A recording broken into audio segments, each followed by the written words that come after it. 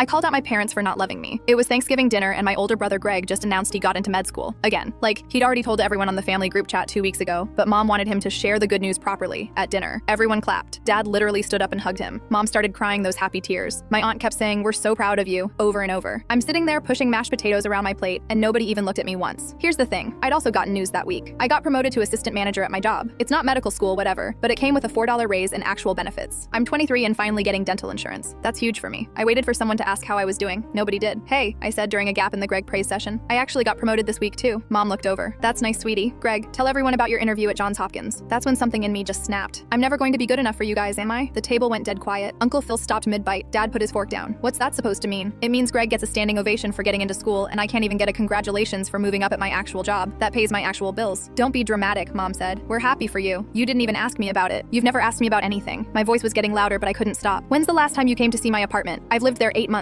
Greg lived 4 hours away for college and you drove up every other weekend." Greg looked uncomfortable. "Dude, come on." "No, I'm not done." I stood up. "You guys paid for his entire tuition. All 4 years. I asked for help with community college and you said you couldn't afford it. But somehow there's money for his med school application fees? That's different," Dad said. "Medical school is an investment, and I'm not? That's exactly what I'm talking about. You don't love me the same way you love him. You never have." Mom's face went red. "How dare you? We love both our children equally. Then name one thing I've done in the past year that you remember. Just one." Silence. "You can't, can you? But I bet you could list everything Greg's done. Every test score, every achievement, every girlfriend he's had." My aunt tried to interrupt. "Maybe we should all just calm." "I worked doubles for 3 months to save up for a used car," I said. "I called to tell you when I finally bought it." You know what Mom said? "That's nice, honey. I have to go. Greg's calling. He was calling to ask what kind of sandwich meat you wanted at the store." "You're being ridiculous," Dad said. "I'm being honest. There's a difference." I grabbed my jacket off the chair. "I spent my whole life trying to be enough for you. Getting decent grades, staying out of trouble, working full-time while taking night classes. And none of it mattered because I'm not Greg." "Where are you going?" Mom asked. "Home, to my apartment that you've never seen. Maybe I'll call you about it sometime and you can pretend to care for 30 seconds before changing the subject to your favorite son." I left. Just walked right out while everyone sat there. Greg texted me an hour later saying I embarrassed him in front of the family. Not, "Are you okay?" or "Let's talk," just that I embarrassed him. I didn't respond. Mom called the next day and left a voicemail saying I was being unfair and that they've always tried their best. No apology, no actual conversation about what I said. Dad sent a text 3 days later asking when I was going to apologize to them. I blocked both their numbers, Greg's too.